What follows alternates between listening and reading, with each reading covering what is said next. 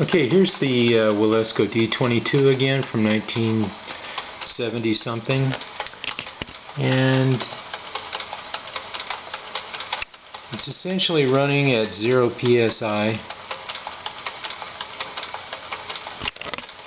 barely boiling, small flame in there in the butane burner.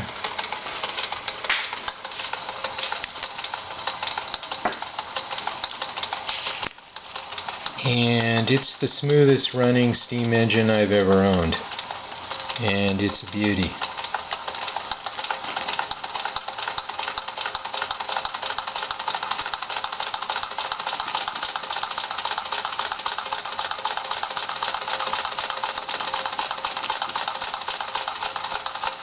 Precision throttle control.